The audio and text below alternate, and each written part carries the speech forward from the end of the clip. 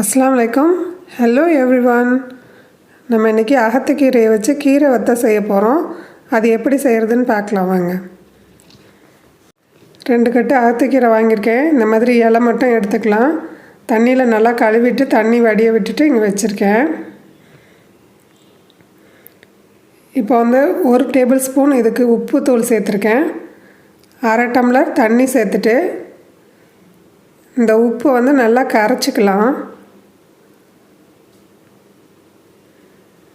நான் இது கொஞ்சமாக சாம்பிளுக்காக போட்டு காட்டுறேன். உங்களுக்கு எவ்வளோ தேவையோ அந்த அளவு நீங்கள் கீரை வதக்கி எடுத்துக்கலாம். இப்போ இந்த அளவுக்கு கீரையை காய வச்சா இந்த டப்பாவில் கால்வாசி தான் வரும். இது ஏற்கனவே காய வச்சது. காஞ்சதுக்கப்புறம் இந்த மாதிரி மொறு மொறுன்னு வரும். இதை ஒரு ஏர்டைட் கண்டெய்னரில் நம்ம போட்டு வச்சுக்கிட்டோம்னா வருஷம் முழுசும் நம்ம யூஸ் பண்ணலாம். வெளியூருக்கோ வெளிநாட்டுக்கோ நம்ம கொடுத்து அனுப்பணுன்னாலும் இந்த மாதிரி ஒரு டப்பாவில் போட்டு பேக்கிங் பண்ணி நீங்கள் கொடுத்து அனுப்பலாம். இப்போ வதக்க ஆரம்பிச்சிடலாம் கீரையை. ஒரு அகலமான பாத்திரம் எடுத்துகிட்டு நம்ம கழுவி வச்ச கீரையை இதில் போட்டுட்டு கரைச்சி வச்ச உப்பு தண்ணியை கொஞ்சம் கொஞ்சமாக சேர்த்து நம்ம வதக்கிக்க வேண்டியதான். ஒரு 10 நிமிஷத்தில் இது வதங்கிடும். நம்ம கொஞ்சம் நேரத்துக்கு ஒரு தடவை கிண்டி விட வேண்டியதான். பொதுவாக கீரையே உடம்புக்கு ரொம்ப சத்தானது. அதில் இந்த அகத்துக்கீரை ரொம்ப உடம்புக்கு நல்லது. ஆனால் கசக்கும். நம்ம சாறு வச்சோம்னா பசங்க சாப்பிட மாட்டாங்க. இந்த மாதிரி கீரையை வதக்கி காய வச்சு கொடுத்தீங்கன்னா ரொம்ப டேஸ்ட்டாக இருக்கும். ஈஸியாக பசங்க சாப்பிட்ருவாங்க. நீங்கள் கொஞ்சம் கொஞ்சமாக உப்பு தண்ணி தெளித்து நம்ம வதக்கி எடுத்துக்கலாம். இப்போ நான் அகத்துக்கீரையில் இந்த மாதிரி செஞ்சுருக்கேன். இதே மாதிரி முருங்கைக்கீரையிலையும் நம்ம செய்யலாம்.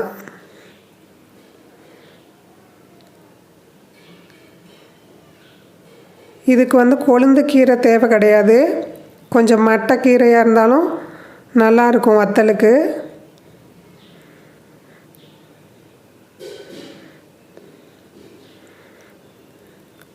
அவ்வளோதான், நம்ம வதக்கியாச்சு. இப்போ நம்ம வெயிலில் காய வச்சிடலாம்.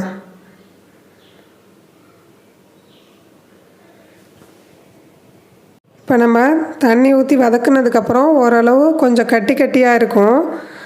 அந்த காலத்துலலாம் அரிசி சல்லடையால் இப்படி பின்னாடி பெரட்டி வச்சு இந்த மாதிரி செய்வாங்க.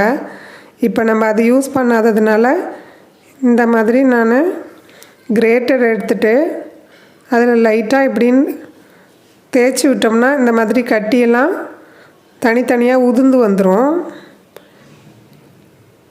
இது சும்மா லூஸ் ஆகிறதுக்காகத்தான் நம்ம இந்த மாதிரி செய்கிறோம்.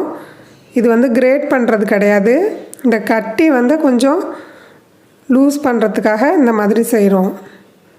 இப்போ கீரை அப்படியே பிரிஞ்சு வந்துடும் ஒன்று ஒன்றா.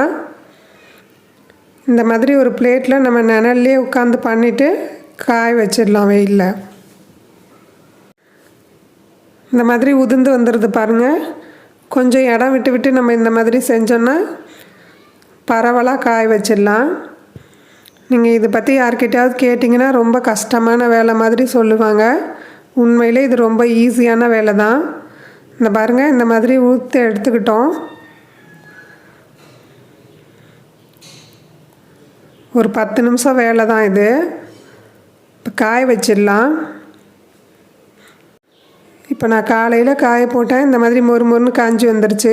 ஒருவேளை காயிலன்னா இன்னொரு நாள் கூட நீங்கள் காய வச்சுக்கலாம். இப்போ கீரையை வதக்கிடலாம். ஒரு கைப்பிடி கீரை எடுத்திருக்கேன். 2 டேபிள் ஸ்பூன் எண்ணெய் சேர்த்துருக்கேன். பாதி வெங்காயம் பொடியாக கட் பண்ணி வச்சுருக்கேன். ஒரு சிவப்பு மிளகா கட் பண்ணி இதில் சேர்த்துடலாம்.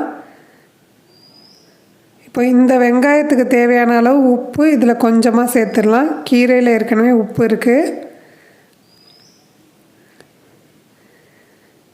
இப்போ கீரையும் இதிலையே சேர்த்துட்டு ரெண்டும் ஒன்றா சேர்ந்து அப்படியே செவந்து வரும். நம்ம ஒரு 5 நிமிஷம் இதை பெரட்டி விட்டு அப்படியே வச்சிடலாம்.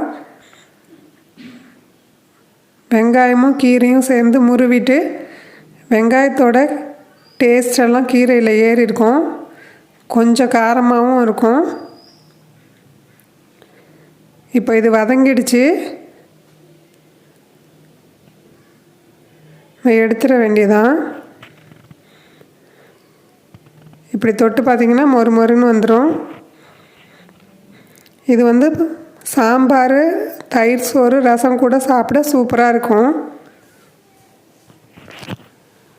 அகத்துக்கீரை வறுவல் ரெடி ஆகிடுச்சு. நீங்களும் செஞ்சு பார்த்துட்டு ஃபீட்பேக் பண்ணுங்கள். தேங்க்ஸ் ஃபார் வாட்சிங்.